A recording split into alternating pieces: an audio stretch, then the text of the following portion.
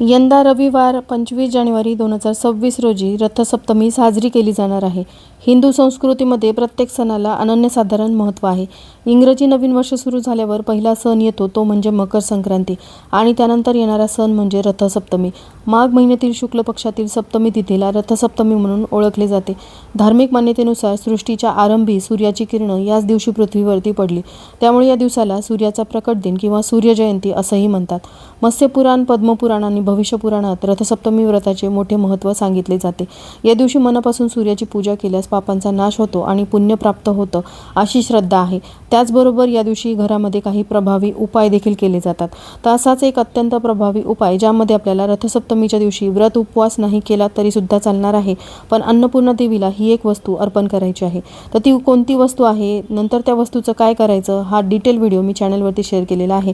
तो व्हिडिओ पाहण्यासाठी खाली दिलेल्या लिंकवरती क्लिक करा. धन्यवाद.